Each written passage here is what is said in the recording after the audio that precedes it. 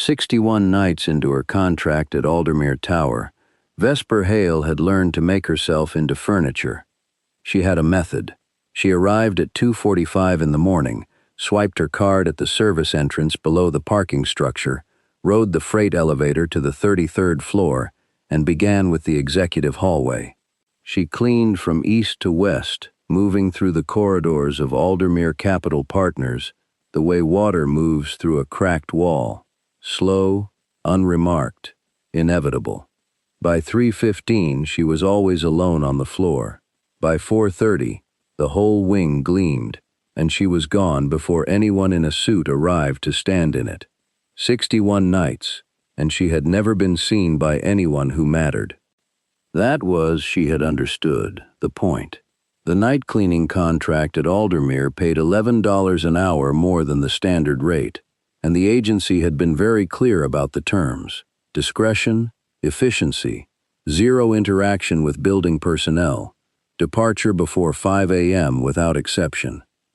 Vesper had signed without reading the second paragraph twice. She needed the money. She needed the invisibility more. In her life outside this building, she occupied too much space, she always had, in the cruel arithmetic of other people's opinions. Too broad in the hip, too heavy in the thigh, too soft in the belly. Here, in the dark marble corridors at 3 in the morning, she was just a woman with a mop and a master key, and nobody looked at her at all. She had built that quiet into a kind of peace. She wore the same thing every night: gray cargo pants, 3 sizes too large, belted with a length of black nylon webbing, a hooded sweatshirt in faded charcoal that she'd bought at a surplus store because it was the cheapest thing on the rack and because it covered everything she wanted covered, steel-toed boots with the left lace replaced by a strip of duct tape she kept meaning to fix. She was 28 years old, she had a degree in forensic accounting she never talked about, and she cleaned office buildings for a living because the office buildings did not require her to be looked at. 61 nights of perfect invisibility. The 62nd night, someone was already there. The conference room at the end of the East Corridor, Aldermere's primary boardroom, a glass-walled cathedral of dark walnut and recessed amber lighting, was lit from inside, not the overhead panels. The low honey-warm strip lights along the baseboard that the architects had installed for late evening ambience, and that Vesper had never, in 61 nights, seen used. She registered the glow from 40 feet away and stopped moving. Her mop handle went still in her grip. She stood in the corridor in her shapeless gray clothes, listening, and heard the specific sound of a single man breathing in an otherwise silent room. She should have turned around. That was the correct professional response. She should have started on the west side of the floor, worked east last, given him time to finish whatever he was doing and leave. She knew that. She told herself that, clearly, in the interior voice she used when managing herself the way you manage a car on an icy road. Steady, careful, without sudden movements. And then she walked to the conference room door anyway, because the glass was transparent, and she was, at her core, someone who noticed things other people missed. He was standing at the far end of the table with his back to her. He was tall, over 6 feet, she estimated, broad through the shoulder in the way that expensive suits attempt to moderate and never quite manage. The suit was black. Everything about him was black: the jacket, the trousers, the shirt beneath the open collar where he'd removed his tie and draped it over the chair beside him. His dark hair was just long enough to show the disorder of someone who'd run his hands through it recently. On the table in front of him lay an open ledger, actual paper. Cream pages dense with columns of handwritten figures, and a glass containing 2 fingers of something the color of amber, untouched, not sweating yet, recently poured. He was not moving. He was simply standing over the ledger, reading it, and the stillness in him was the kind that didn't come from patience. It came from something else, something that Vesper, with her particular training and her quiet habit of seeing, recognized as the absolute stillness of a man who was deciding something. She should have walked away. She stayed another 4 seconds, long enough to notice the second thing. The ledger on the table was wrong. She knew Aldermere's accounting systems. Not officially, she cleaned the building. She was not authorized to know anything. But she had eyes, and the floor-to-ceiling filing cabinets in the executive suite had a habit of being left unlocked, and Vesper Hale had a forensic accountant's compulsion to notice numbers the way other people noticed faces. She had seen the quarterly reports stacked in the boardroom credenza 3 weeks ago. She had not meant to read them. She had read them. The figures in the open ledger on the table were not the same figures. Not offset by error, not variance. Wrong in the specific way that someone who knew what they were doing makes wrong, the pattern of substitution that leaves a structure intact and hollows out its content, replacing real numbers with load-bearing lies. She was still standing at the glass door, her mop handle in both hands, her breath going shallow, when the man at the far end of the table turned around. Cale Mordain looked at her with eyes the color of deep water in November, and Vesper discovered that the 62 nights of invisibility had been, apparently, a temporary condition. He didn't speak. He looked at her for a long moment that she felt in the back of her teeth, and then he said, in a voice so low and level it barely disturbed the air, "You've been standing there for 11 seconds. She should have apologized and left, she said. Those numbers are wrong. The silence that followed was the longest she had ever inhabited. He set down the glass he'd picked up without her noticing and walked toward the door, and Vesper stood her ground because there was nowhere useful to go, and because she had, in the particular way of people who have been frightened many times and survived all of them, run out of the specific kind of fear that produces flight. He opened the conference room door and looked at her from a distance of approximately 4 feet, and she looked back, and the amber light fell across her face, and for the first time in 62 nights, someone in Aldermere Capital Partners saw her. "Come in," he said. It was not a request. Vesper Hale picked up her mop bucket, set it against the corridor wall with the specific care of someone who intends to come back for it, and walked into the conference room. The door closed behind her. She stood on the far side of the boardroom table from him, putting 12 feet of dark walnut between herself and whatever Cale Mordain was, and she looked at the ledger again because looking at the ledger was easier than looking at him, and because the ledger was, actually, the more immediately dangerous of the two. "What do you do here?" he said. "Cleaning crew," she gestured at herself, at the gray cargo pants and the faded hooded sweatshirt and the duct-taped boot. "Night shift. What did you mean when you said those numbers are wrong?" She could have deflected. She was good at deflecting. She had spent years practicing the particular art of making herself smaller, quieter, less present than her body suggested she could be. She could have said she'd misread, said she was confused, said she was sorry to have bothered him. She looked at the ledger again instead, at the cream pages with their dense columns, and she felt the thing she always felt when she saw an accounting irregularity, not fear, but the specific cold clarity of recognition, like spotting a door in a wall everyone else thought was solid. "The revenue figures in the asset management column," she said. "They're using an interpolation pattern. Whoever set this up took the real numbers, identified the quarterly variance tolerance, probably 11 to 14%, and substituted figures that fall inside the tolerance range. From a distance it reads as normal fluctuation, but if you look at the month-over-month delta across the last 6 quarters, the substituted figures have a 9-day lag built into them. It's not random drift, it's a human replacing numbers on a schedule." She stopped. She became aware, in the silence that followed, that she had just said far more than the night cleaning staff was supposed to know. Cale Mordain had not moved during any of this. He stood on his side of the table, very still, watching her with those deep water eyes, and his expression had not changed and did not change now, and that was the thing about him she would remember longest from this first night. The absolute, unreadable evenness of his face in a moment that should have cracked it. "What's your name?" he said. "Vesper. Last name? Hale." He looked at her.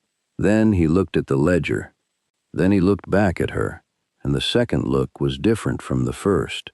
Longer, more deliberate, traveling from her face downward in a way that was not contemptuous, and was not dismissive, and was not any of the things she had been conditioned to expect when a powerful man's gaze moved to the fullness of her body, and she braced for it automatically, the old armor clicking into place, shoulders forward, chin slightly down, making herself into a smaller target. "You identified a 9-day substitution lag," he said, "in 40 seconds of reading a document you've never seen." 30 seconds, she said, without meaning to. "I saw your quarterly reports in the credenza 3 weeks ago." Something moved in his face. Not warmth exactly, not what she would have called warmth. "You read the quarterly reports." "I cleaned the credenza." A beat. The lock was broken. The silence between them was different now. She couldn't name the difference.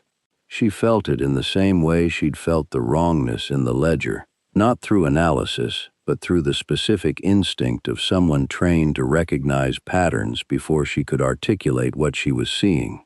"Sit down, Vesper Hale," Cale Mordain said, and pulled out the chair at the head of the boardroom table. She sat. He remained standing, which she understood was deliberate. And then he did something she did not expect. He picked up the second chair on his side of the table and brought it around to her side, set it down 4 feet away from her, and sat in it, putting himself at her level. The amber strip lights caught the planes of his face, the sharp jaw, the high cheekbones, the precise dark line of his brow, and she noticed with the involuntary precision of someone who notices everything that he was exhausted. Not visibly, not in the way that softened him or diminished the particular quality of danger he radiated like low-frequency sound. Exhausted underneath it, in the way of someone who had been carrying something heavy for a long time and had learned to carry it without showing the weight. "Tell me everything you remember seeing in those quarterly reports," he said. She told him. It took 40 minutes. He asked 5 questions, each of them precise as a surgeon's incision, and she answered them with the same precision, and at no point during those 40 minutes did he look at her with anything except the specific, total attention of a man who was discovering that the thing he had needed was here all along, and he had simply failed to see it. At the end of it, he said, "How long have you been on the night cleaning contract?" 62 nights. "You've been in this building 62 nights, and I didn't know your name." "I'm the cleaning staff," she said. "Nobody knows the cleaning staff." His jaw moved, just slightly. "I do now." Vesper looked at her hands, at the faint calluses along her palms from the mop handle, at the bitten edge of her thumbnail she'd been meaning to stop worrying. She was aware of the absurdity of sitting in the Aldermere Capital boardroom at 3:47 in the morning, in gray cargo pants and a surplus store hoodie, across from a man whose suit probably cost more than her monthly rent, telling him about forensic accounting irregularities she had technically discovered by committing what was probably some form of unauthorized document access. She was aware of something else, too. Something she didn't examine directly, the way you don't look directly at a light source. "The person running this substitution," she said, because focusing on the numbers was safer than focusing on anything else, "has access to the internal reporting system and to the physical ledgers.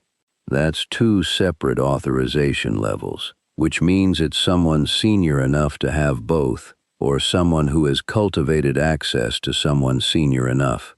Cale was quiet for a moment. "You're going to help me find out who," he said.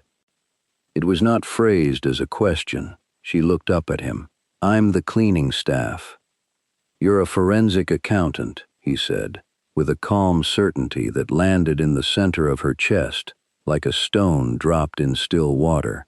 You're going to stop pretending you're not.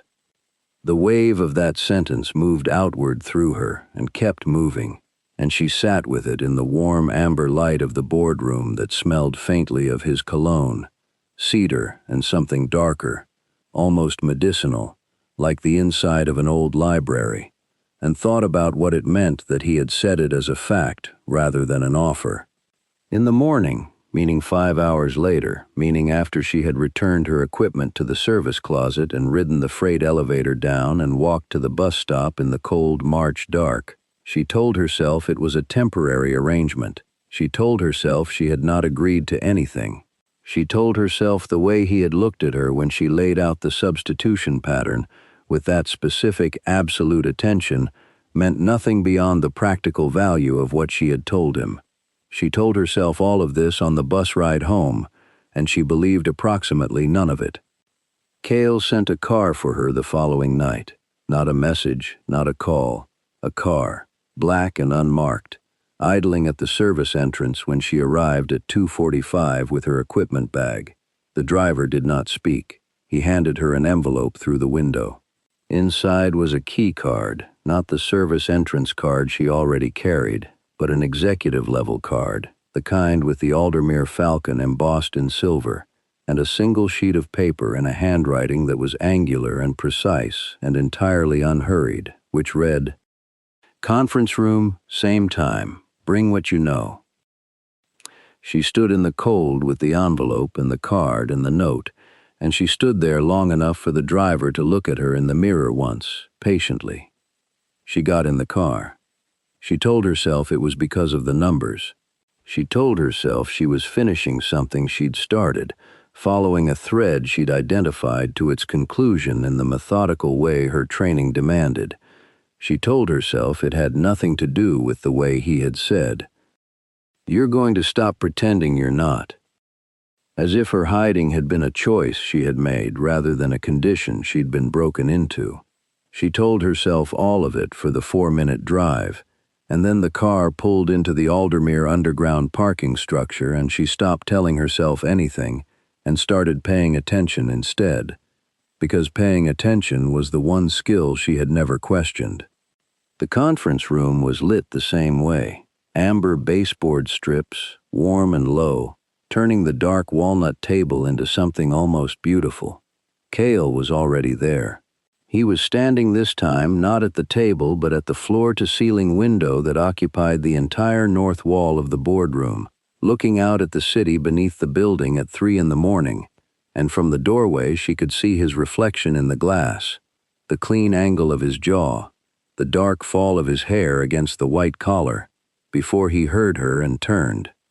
He had a second set of files on the table, real files, not the ledger, actual printed documents, dozens of pages, held in 3 separate black folders. He gestured at the chair she'd sat in the night before, the head of the table, as if it were already hers. She sat. He sat across from her this time and opened the first folder. "I need to know who in this building has dual authorization," he said. "Physical ledger access and internal system rights. There are 11 people on the senior staff list with standing authorization. 2 of them are out of the country. One retired 6 months ago but hasn't been formally removed from the system." "The retired one," she said immediately. He looked at her. "A retired employee left on the authorization roster," she said. "That's not carelessness. Authorization removal is a 20-minute administrative task. If they're still on the list 6 months later, it's because someone wants a name available that isn't attached to a current employee who can be monitored." Cale's expression remained level, but something behind his eyes shifted, very slightly, in the way of a compass needle settling north. "His name is Donald Crew," he said. "He was chief operating officer for 9 years. Who handled his offboarding?" A pause. "My CFO. Marcus Fain." "Does Marcus Fain have a relationship with Donald Crew outside the company?" Another pause, longer. "They play golf." Vesper opened the second folder. She did not say anything because she didn't need to. She ran her finger down the authorization log printout. She could see, now that she knew what she was looking at, the precise pattern of access times, the 12 entries over 6 quarters that aligned, within 9 days, with the substitution pattern she'd identified in the ledger. The access timestamps were clustered between 11 p.m. and 2 a.m., on nights that corresponded with Cale's logged absences from the building. Business travel, external meetings, one hospital visit she clocked as a family emergency from the calendar notation. Someone who knew his schedule. Someone with access to his calendar. "Your CFO's assistant," she said. Cale went still, completely still, the particular absolute stillness she remembered from the first night. And she understood it now as the quality of a predator who has just located the precise location of a target. "Explain that." "The access timestamps correlate with your scheduled absences. That information is in your calendar. Your calendar is accessible to your CFO and to his assistant, a woman named," she checked the org chart in folder 3, "Rena Solis. The access entries in the authorization log use Donal Crew's credentials, but the pattern of timing is too sophisticated. Crew is 63 and retired. Someone younger is running the operational side of this, someone who knows your movements." She laid the 3 folders open on the table, oriented so he could read them, and set her hand flat on the authorization log. "This is the dead man's switch they built," she said. "The substituted figures don't flag internally because they fall inside your variance tolerance. They'd only appear anomalous in a comparison against the original physical ledger, which means the physical ledger is the single point of vulnerability in their system." She looked at him. "They'll need to correct the ledger before your next board review. When is that?" 8 days. Then they'll make a move within 4 to stay ahead of preparation time." Cale looked at the files. He looked at her hand on the authorization log. He looked at her face, and this time the gaze was not the evaluating look of the first night or the precise attention of the previous hours, but something else, something she did not have an immediate word for, something that started at her eyes and moved down her face with the deliberate, unhurried quality of someone reading something they are taking the trouble to understand. "You've been cleaning my building for 62 nights, he said. 63 now. 63 nights, he said. And you were seeing this the entire time.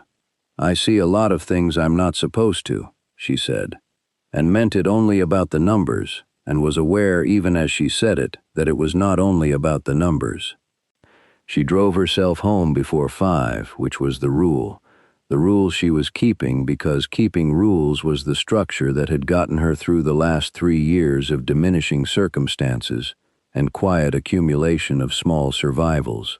On the bus, she hadn't accepted the car for the return, because accepting the car felt like accepting something she hadn't named yet. She thought about Rena Solis, 29, dark-haired, photographed in the Aldermere staff directory, with the smooth professional smile of someone who understood the value of looking like exactly what they wanted you to see.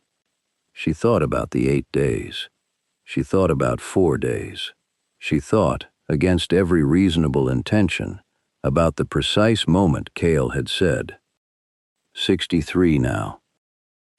The weight of the correction, the way he had been counting alongside her without her knowing it, which meant he had been tracking the nights, which meant something she was not ready to name. She was 3 blocks from her apartment building, watching her reflection in the bus window above the dark street outside, when her phone buzzed. Unknown number. She answered it because she always answered unknown numbers, which was a habit she'd developed in the years when she'd been waiting for callbacks on job applications and had learned that good news sometimes came from strangers. The voice on the other end was not Cale's. It was a woman's voice, low and pleasant, and utterly devoid of warmth. "Ms. Hale," it said, "this is Rena Solis. I understand you've been spending time in the executive boardroom after hours." A pause. calibrated and deliberate. I'd like to have a conversation about what you think you've been looking at, before you do something that would be very unfortunate for someone in your position. Vesper sat with the phone pressed to her ear and looked at her reflection in the bus window, the gray hood pushed back, the soft roundness of her face under the overhead fluorescence, the particular expression of someone who is not afraid but is choosing how to respond to the absence of fear, and said, "How did you get this number?" "We know quite a lot about you," Rena said. "We know about your degree. We know about why you left your last firm. We know about the licensing board complaint." A small pause. "We know about your mother's address." The bus rocked. Vesper's hand tightened on the phone. She did not say anything because the only useful thing to say in a conversation like this was nothing, and she had learned that a long time ago. "Come to the building tomorrow," Rena said. "Alone. 5 a.m., service entrance. We'll have a conversation. You'll go home, and this will all be very simple." The call ended. Vesper sat with the dead phone in her hand for a long moment. Then she thought about the authorization log. She thought about the 9-day lag. She thought about the specific intelligence required to build a substitution pattern sophisticated enough to survive 6 quarters of internal auditing. And she thought about the specific recklessness of someone who had built something that careful, now making a phone call that crude. And she understood that Rena Solis was not operating alone, and was not operating calmly, and had made a mistake. She also thought about her mother's address. She found Cale's number. He had written it at the bottom of the note in the same angular, unhurried hand, a detail she'd registered without examining, and called it. It rang twice. He answered on the second ring, which told her he was awake, which told her he had not gone to bed, which told her she had not been the only one sitting with the 8 days and the 4 days since she'd left the building. "Rena Solis called me," she said. 3 seconds of silence. Then, in a tone so level and quiet, it was the vocal equivalent of a temperature dropping. "Tell me exactly what she said." She told him, every word, in order, because that was how her mind stored things, sequential, precise, with none of the emotional charge that made other people's memories unreliable. When she finished, there was a silence of a different quality, not the processing silence of someone absorbing information, but the specific silence of a man making a decision that was already made and simply required the final confirmation. "Go home," Cale said. "Lock your door. Do not go to that meeting." "She mentioned my mother's address," Vesper said. "I need to make sure my mother—" "I'm handling it," he said. "Right now. Your mother is in Carver Park, yes? The Whitmore building." She went very still. "How do you know that?" "I know quite a lot about you," he said, and the phrase was an exact mirror of Rena's phrasing, and from him it did not sound like a threat. It sounded like something else entirely. "I've known since the 45th night." A pause. "Vesper, go home. Lock the door. I will call you in 1 hour." She went home. She locked the door. She sat at her kitchen table under the overhead light, harsh and white, nothing like the amber warmth of the boardroom, and she waited. And she did not think about how he had said her name, she told herself firmly. She did not think about that at all. He called in 53 minutes. "Your mother is covered," he said. "2 of my people are outside the Whitmore building. She won't know they're there." A pause. "Are you all right?" She was aware this was the first time he had asked her that. "I'm fine," she said, which was not entirely true, and was not entirely false. "You're not going to the service entrance at 5 a.m.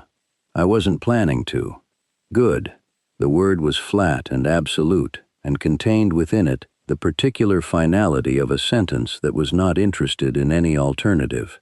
"I need you to listen to me very carefully. Rena Solis made a mistake tonight. She contacted you, which means she's nervous, which means she knows I've been looking at the ledger. She moved faster than her pattern predicts, which means she's not operating on schedule anymore. She's operating on fear. A short pause. Frightened people make additional mistakes. I'm going to let her make one more. The board review, Vesper said. I'm moving it up. 3 days, not 8. Emergency session, undisclosed reason. She'll have to attempt the ledger correction under a compressed timeline. She'll need the physical ledger. Yes. The physical ledger is in the credenza, in the executive suite. Yes. The one with the broken lock. A pause. Then, and she would remember this later, when she went over the conversation the way she went over spreadsheets, looking for the signal in the data, she heard something in his voice that was not quite warmth, but was the closest thing to it she had yet encountered. The lock has been broken for approximately 4 months. I've had it on the maintenance list. Another pause. I never fixed it because I assumed no one would find it interesting. She sat with that for a moment. Then, you should fix it. I'm aware, he said, and there was the barest quality of something in his voice that a person less careful might have called amusement, and she did not call it that, but she noticed it. After this is over, he said, I'd like you to come back to the building. I have a cleaning contract. I'd like you to come back in a different capacity. A pause. With a different wardrobe allocation. She looked down at herself. The gray cargo pants, the faded charcoal sweatshirt. I'm fine with what I have. Vesper. His voice had shifted again, dropping slightly in register, acquiring that texture she associated with the moments in the boardroom when he stopped being a man conducting an analysis and became something she didn't have a clean category for. You are sitting in your kitchen at 4 a.m, in clothes designed to make you invisible. You have a forensic accounting degree, a mind that operates like a scalpel, and 63 nights worth of seeing things in my building that my entire senior staff missed. You are not fine with what you have. You're fine with hiding. Those aren't the same thing. She sat with the phone pressed hard against her ear and felt the words move through her, the same way the first ones had moved, like a stone dropped into still water, the wave expanding outward and not stopping. Get some sleep, he said. I'll send the car at 2:30 tomorrow night. He ended the call before she could argue. She sat at the kitchen table for another 20 minutes, not moving, looking at her hands in the white overhead light, the calloused palms, the bitten thumbnail, the hands she had been using to push a mop through marble corridors for 63 nights, and she thought about what it meant that he had been counting the nights. She went to bed. She did not sleep easily, but she slept, and in the morning she called her mother and talked for 45 minutes about nothing urgent, and when her mother said, "You sound different," she said, "I'm fine," the same thing she'd told Cale, and believed it the same amount. The car came at 2:30. She got in. She wore the gray cargo pants. She wore the charcoal sweatshirt. She wore the duct-taped boot because she had not fixed it, and because some part of her was not yet ready to be seen in the way he wanted to see her, and she understood that about herself, with the clear-eyed honesty she applied to everything except her own reflection. She rode up in the freight elevator out of habit, realized halfway up that she now had an executive key card, and stood in the elevator with that realization for the remaining floors. The conference room was lit. He was there. He was on a call when she entered, standing at the window again, his back to her, speaking in a language that was not English, Italian or something adjacent to it, she thought, low and rapid and carrying an edge she recognized as command, even without understanding the words. He didn't turn, but he raised one hand, a single precise gesture of acknowledgement that meant, "I see you, and I will be a moment." And she sat at the head of the table and opened her bag and laid out the notes she'd made at home, because she had made notes at home, because that was what she did with information that mattered to her. She organized it. He ended the call and sat across from her and looked at the notes. Then he looked at her. "You brought homework," he said. "You said bring what you know. That was 2 nights ago. I know more now. He looked at her for a moment with that particular attention that she had stopped being able to categorize, and then he said, "Show me." She showed him.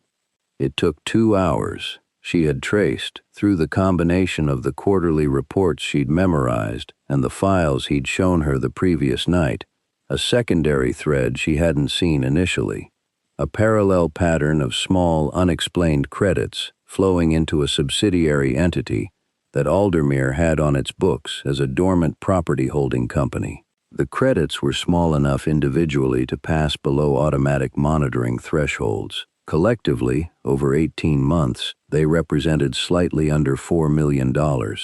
"That's not Rena Solis's operation," she said. "The substitution pattern in the main ledger is too elegant for someone also running a credit skimming scheme. These are two separate people.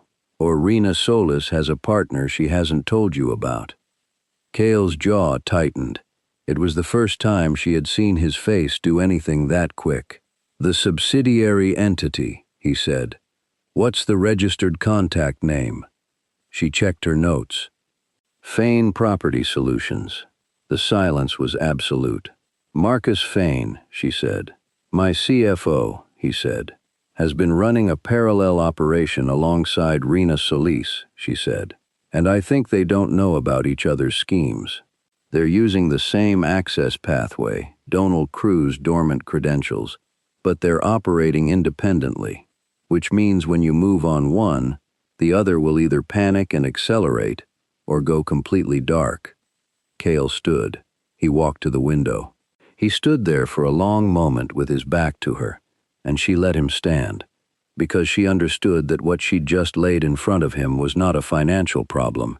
It was a betrayal problem, and those required a different kind of processing time. When he turned around, his face was completely composed, which was not the same thing as being undisturbed. "You did this," he said, "in your kitchen, last night, while I had an entire compliance team that has been looking at these files for 3 months.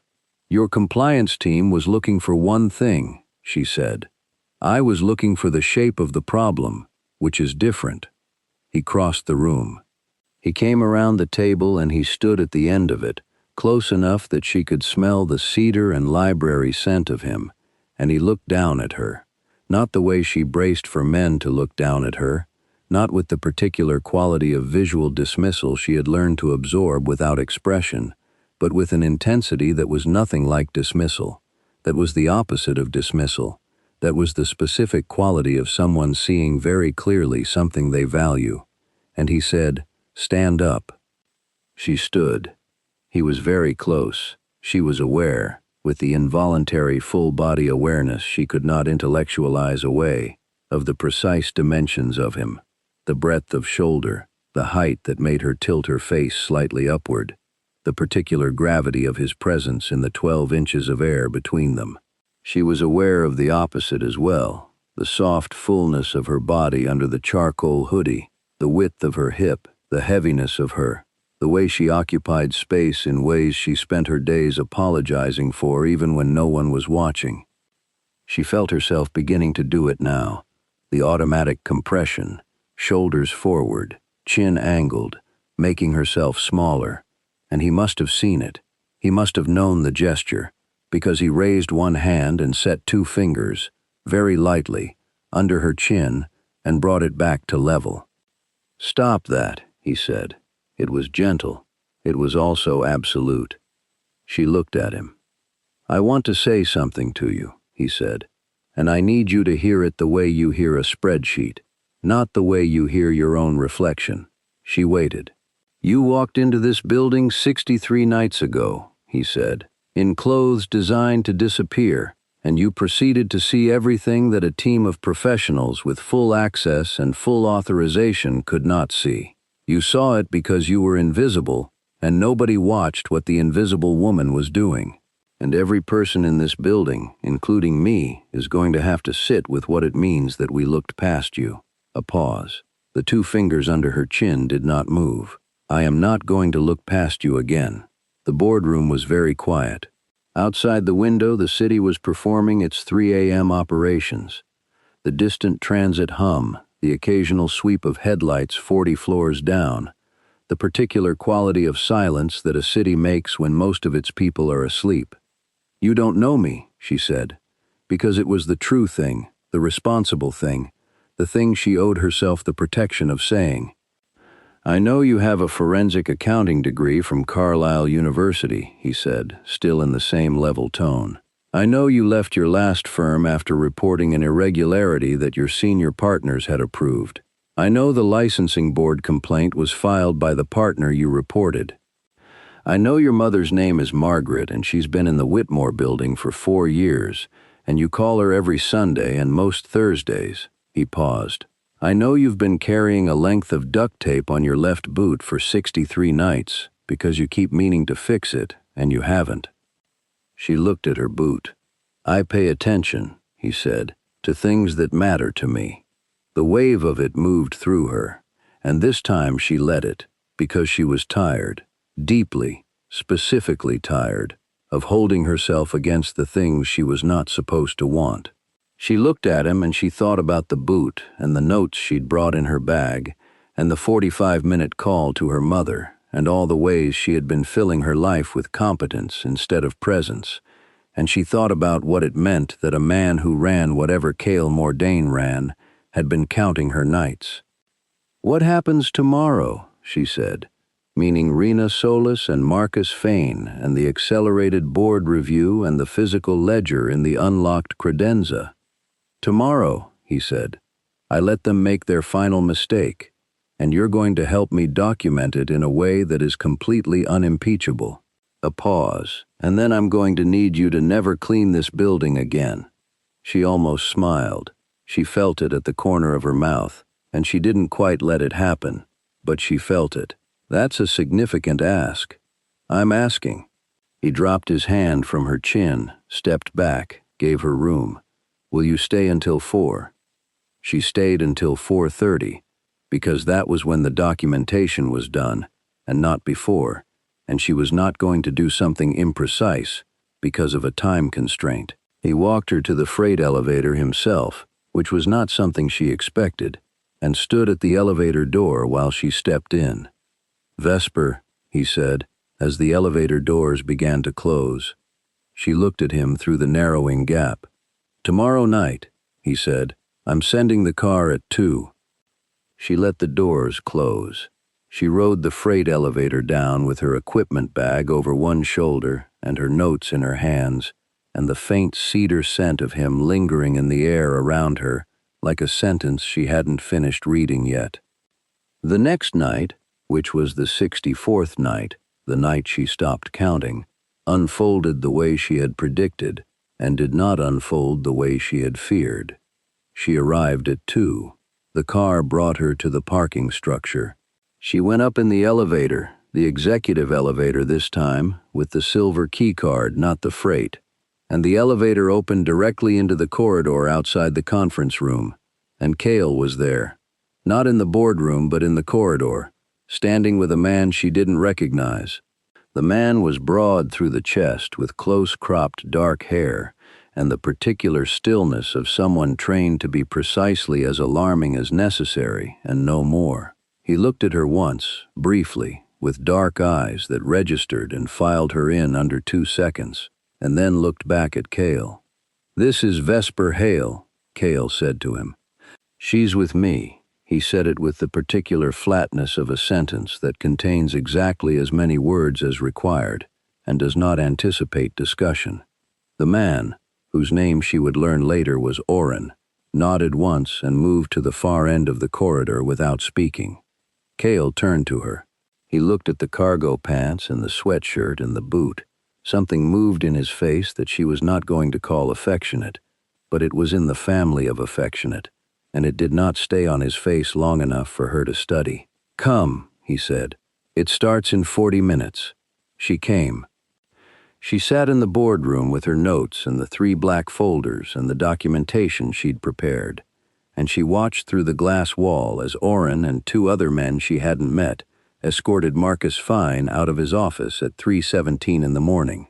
He'd been called in under the pretense of a compliance emergency. Arrived in a suit that looked slept in, and had lasted approximately 4 minutes in the executive suite before his expression shifted from professionally concerned to a particular shade of animal panic that Vesper, watching from the corridor, clocked the moment it crossed his face. Rena Solis arrived at 3:41. She came in through the service entrance, appropriate, Vesper thought, with the dry, bitter humor of someone who had spent 63 nights using the same door. And she was halfway down the east corridor, moving fast toward the executive suite and the credenza and the physical ledger, when she found Cale standing in the corridor between her and her destination. Just standing there, hands at his sides, perfectly still, in the amber-lit corridor at 3:41 in the morning. Vesper watched through the boardroom glass. She could not hear what was being said. She did not need to.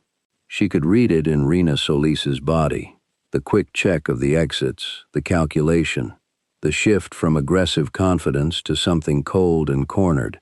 And she could read it in Cale, who did not move, did not raise his voice, did not do anything except stand in the corridor and speak, and whatever he said made Rena Solis go very still, and then very carefully put her hands where Oren could see them.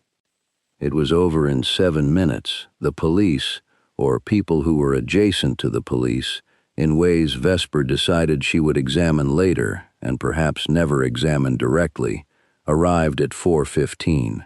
The documentation she had prepared was comprehensive, triple-sourced, and completely unimpeachable, as promised. At 4:47, with the floor quiet again and the amber lights the only warmth in the corridor, Cale came back to the boardroom and sat down across from her and looked at the papers on the table between them. He looked very tired.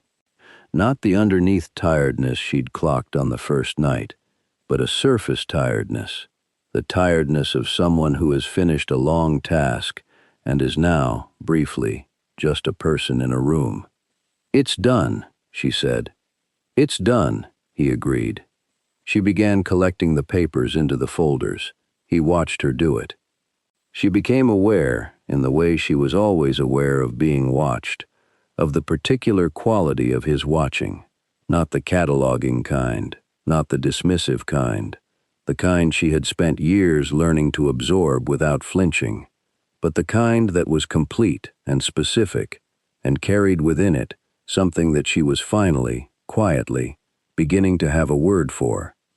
"I meant what I said," he said. "I don't want you cleaning this building. I heard you. I want you to come back as the thing you actually are." She set the last folder down. She looked at him across the dark walnut table in the amber light. She thought about the gray cargo pants and the duct-taped boot and the surplus store sweatshirt she had chosen with the specific intention of being unremarkable, unnoticed, unworthy of anyone's attention. She thought about 63 nights of marble corridors and a forensic accounting degree she kept in a box in her closet because the last time she'd used it, someone had tried to use her silence as a weapon against her. She thought about a man who had counted the nights.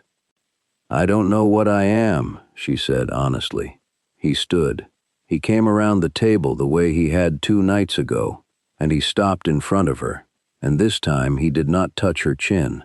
He held out his hand, palm up, fingers open, a deliberate gesture she understood, a question phrased as an offering, and waited.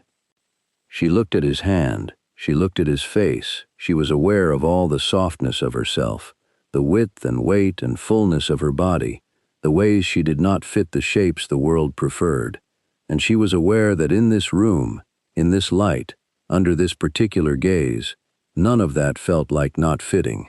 It felt like being exactly the shape of the space she occupied. She put her hand in his. He closed his fingers around hers, carefully, with a precision that suggested he was paying attention to what he was holding, and said, "You're Vesper Hale. You see things no one else sees. You've been invisible by choice." He paused. "That choice is done now." She felt the words in the center of her chest where the first ones had landed, and all the waves they'd sent out, still moving. I still have the cleaning contract through the end of the month, she said. Something crossed his face that was, unmistakably, that thing she hadn't been willing to call amusement. I'll handle the contract. She believed him completely. That was the thing she noticed, standing in the boardroom of Aldermere Capital Partners at 4:53 in the morning, with her hand in the hand of a man who ran things she was only beginning to understand, and who had known her mother's name, and the broken lock, and the duct-taped boot. She believed him completely, not because she had decided to, but because her particular mind, the mind that read substitution patterns in ledgers and secondary credit schemes in dormant subsidiaries and fear in the precise angle of a woman's shoulders in a corridor, had been running its assessment from the moment he'd turned around on the 62nd night and looked at her, and it had arrived at its conclusion quietly, the way it always arrived at conclusions, without fanfare, with the specific certainty of a number that resolves cleanly. The subsidiary entity, she said, because she was Vesper Hale and she finished things. The one Fane was using for the credit skimming. Fane Property Solutions. The entity is still on Aldermere's books as dormant. You'll want to formally dissolve it through the registry before the board review. Otherwise, it creates a cleanup liability. He looked at her. I know, she said. I'm still doing it. Yes, he said, with a warmth that had finally fully surfaced, that was no longer underneath anything. You are. He did not let go of her hand. Outside the window, the city was beginning its slow 4 a.m. shift from night to the gray-blue that precedes morning. The amber strip lights in the boardroom held the darkness back, warm and particular, turning everything inside the glass into something that existed slightly apart from the ordinary world. Vesper stood in it, the soft fullness of her, the breadth and the heaviness, and the bone-deep competence, and the 63 nights of invisibility that had ended. She understood now, the moment she said, "Those numbers are wrong." Into the still air of a room where someone was finally paying attention. She stood there, and she took up the space she was in, and for the first time in a very long time, she did not apologize for it. If this story moved you, hit the like button right now and let it sit with someone who needs to hear it. Share it with a friend who knows what it means to be the smartest person in a room no one looks at. Subscribe to Cold Heart's Library so you never miss a story about women who were always seen, even when they couldn't see it themselves. And drop a comment below. Tell us what you think Vesper does on the 65th night. We read every single one.